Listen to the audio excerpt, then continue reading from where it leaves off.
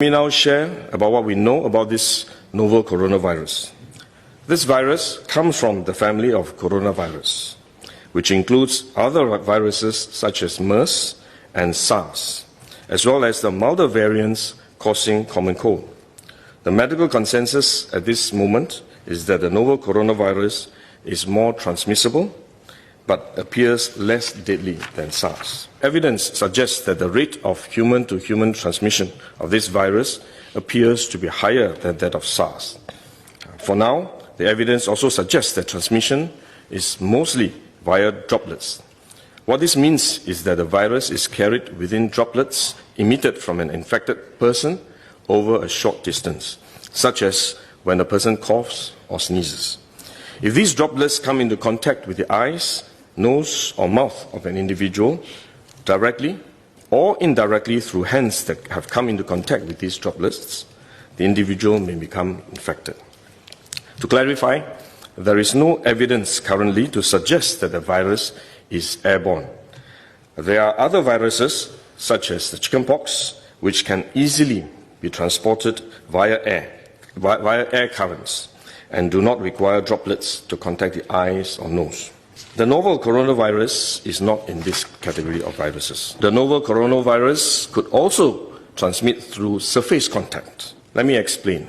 When a person sneezes or coughs, the droplets fall onto the surfaces of tables and chairs, and the virus may remain alive for up to a few days.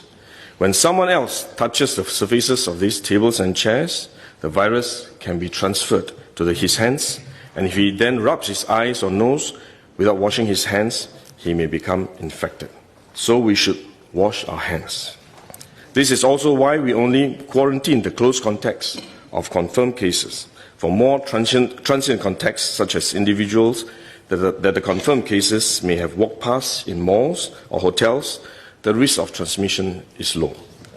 For coronavirus generally, the person is most infectious when he is displaying symptoms, or what you call symptomatic.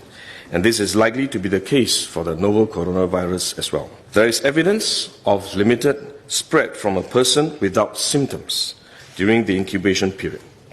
However, this form of transmission may be uncommon and has so far involved isolated cases only.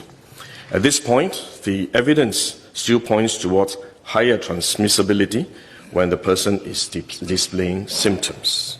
As such, medical professionals, both overseas and in Singapore, have advised that the most effective way that we can protect ourselves is to practice good personal hygiene. We should regularly wash our hands with soap and water and avoid touching our face with our hands. These may sound simple, but actually they are very difficult to do because all of us touch our face all the time. Even at a meeting when we have on this ministry task force, while I was speaking, I was touching my face until Minister Lawrence Wong nudged me with his elbow and said, "Stop touching your face." So it is simple but extremely difficult, but are actually very effective in preventing all kinds of infection. Potential infection from asymptomatic persons, in fact, is less likely to be from coughing or sneezing directly because they don't have symptoms. They are not sneezing or coughing, but more likely by touching contaminated surfaces, for which masks offer no protection. Wearing a mask when we are well often gives us a false sense of security instead, and we are more likely to touch our faces when we constantly adjust our masks, which is one way the disease spreads. At the same time, we need to protect others, our loved ones, friends, colleagues, and fellow Singaporeans that we come into contact with. If we are sick, we should rest and recover at home as far as possible.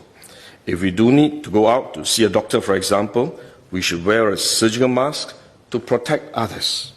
So this is when mask is needed, when we are unwell and have to go out.